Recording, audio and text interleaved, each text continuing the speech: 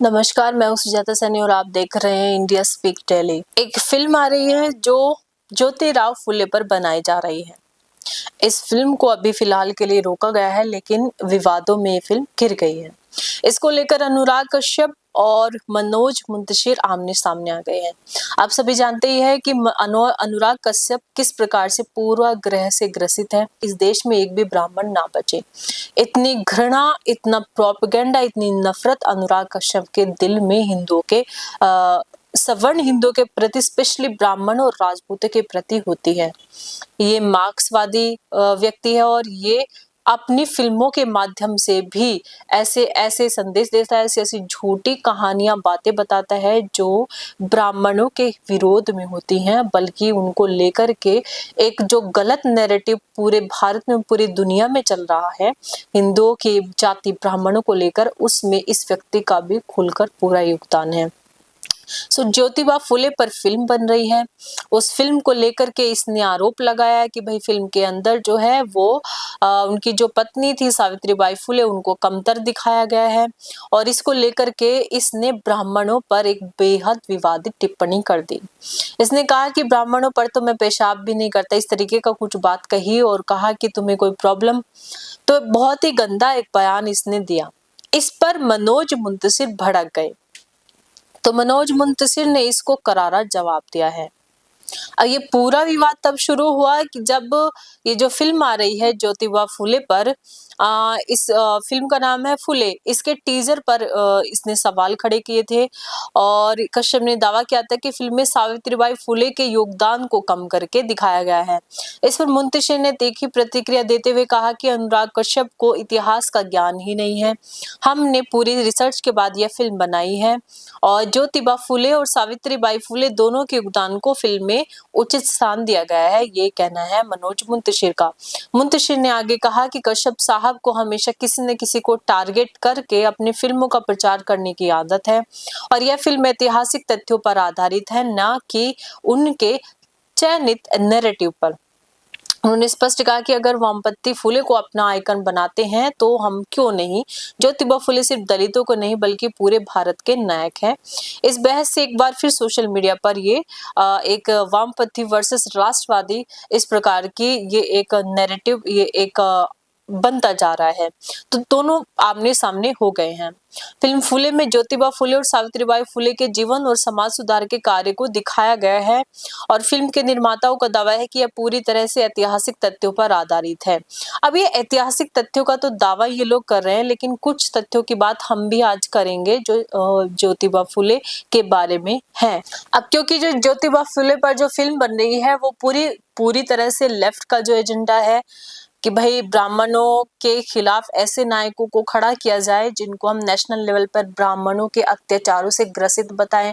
उनमें ज्योतिबा फुले और उसके बाद भीमराव अंबेडकर, ये दो लोगों का नाम प्रमुखता से आता है। अजीब बात यह है कि ये दो ही लोग हैं इन पर अत्याचार हुए, ऐसे कोई और है नहीं। जबकि यही लेफ्ट के लोग एक भी ऐसा व्यक्ति नहीं बता पाते हैं जिस पर कभी मुस्लिमों ने अत्याचार किया हो। यहाँ तक कि कुछ ऐसे दलित नेता या दलित लोगों के विषय में भी नहीं बताते हैं जिन पर कभी मुस्लिमों ने अत्याचार किया हो। वहां ये चुप हो जाते हैं, साफ बचकर निकल लेते हैं। तो ज्योतिबा फुले के बारे में हम बता देते हैं। ज्योतिबा फुले का जन्म 1848 में पुणे में हुआ था और इनके बारे में कहा जाता है कि इन्होंने पहला बालिका विद्यालय खोला और जहां उनकी पत्नी सावित्रीबाई फुले पहली शिक्षिका बनी और यह क्रांतिकारी कदम बताया गया क्योंकि उस समय लड़कियों को पढ़ना समाज में वर्जित था।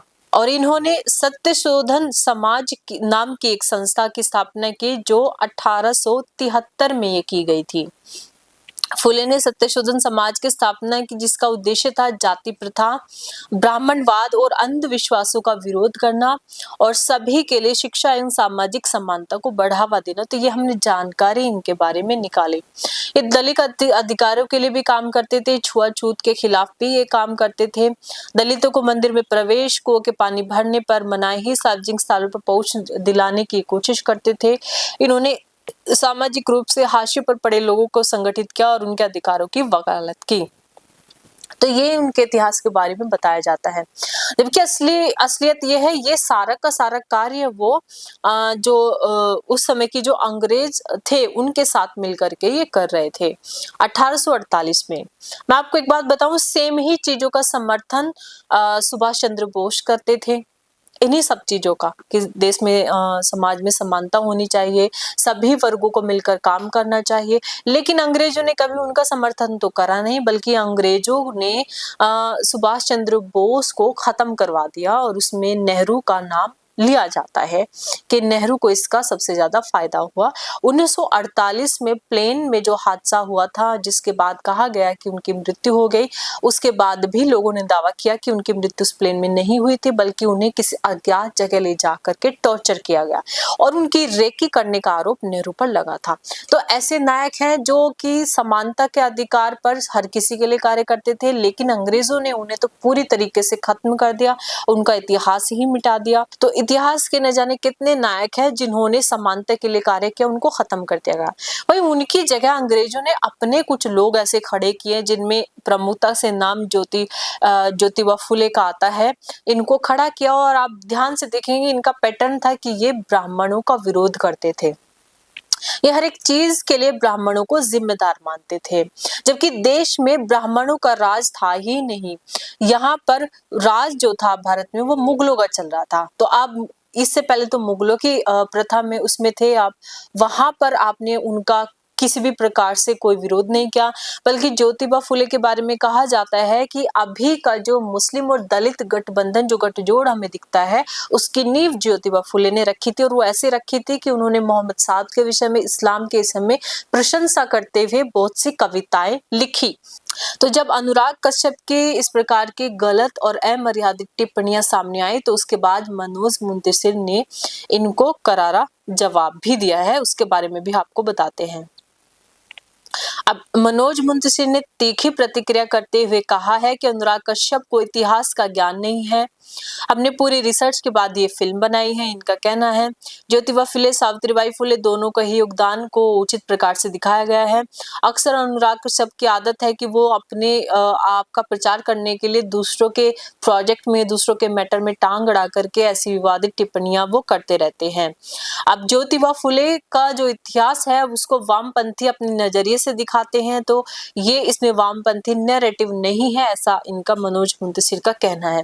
तो ये इसके साथ ही इन्होंने अनुराग कश्यप को उसी की भाषा में जवाब देते हुए इन्होंने कहा कि मैं तुम्हारे घर पे एक तस्वीरें भेजना चाहता हूं। उन्होंने बहुत सारे ब्राह्मण महान पुरुष और महान स्त्रियों के नाम लिए, बोला कि ये तो आप कुछ लोग हैं, इसके अलावा और भी न जाने कितने ब्राह्मण हैं जिनका योगदान है, तो इनमें से किसी एक को चूज कर ले और मैं उसका काम, उससे संबंधित तस्वीरें तेरे घर पर भिजवाता हूँ कि कितना ये भेदभाव करते थे और कितना ज्यादा ये लोगों को बांटने का काम करते थे, यानी कि ब्राह्मण।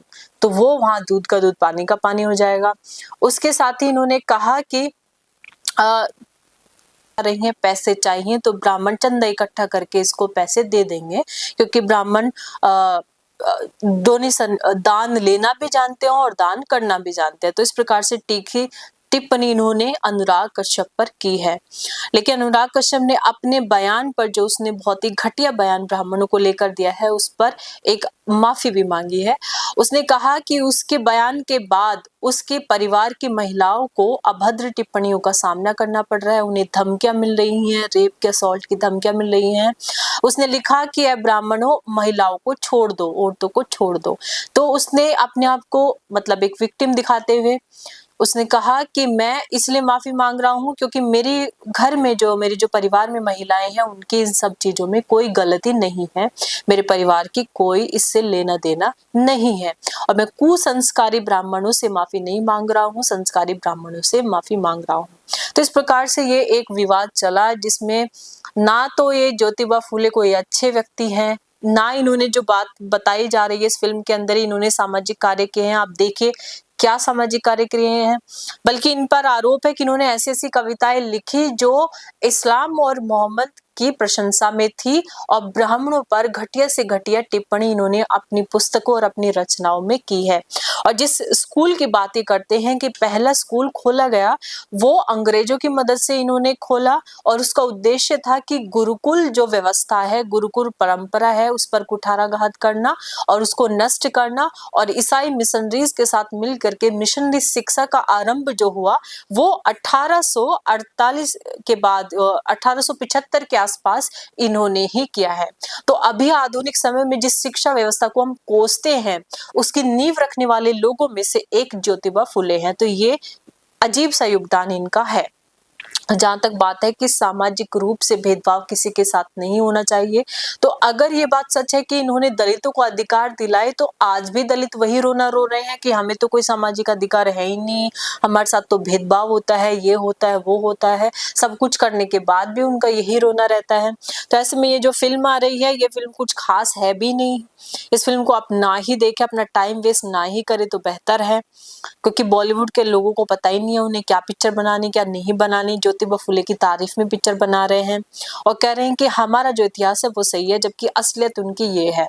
तो खैर, आज के इस अभी कल जो विवाद चल रहा है, उस पर हमने आपको पूरी की पूरी स्टोरी, इनसाइड स्टोरी बताई है। आपका इस फिल्म के बारे में क्या कहना है? क्या आप अपना बहुमूल्य समय, पैसा और अपना दिमाग 3 घंटे के लिए इस पिक्चर को देंगे और वो कचरा अपने दिमाग में भर के वापस आएंगे? अब पता नहीं इस फिल्म में ऐसा क्या है, क्योंकि मनोज मुंतशिर ने कहा है कि इन्होंने भी बड़े अच्छे से और पॉजिटिव वे में फिल्म ये बनी हुई है। तो ऐसे में हम तो यही कहेंगे कि ना ही देखें तो बेहतर है। आज की इस वीडियो में इतना ही। धन्यवाद।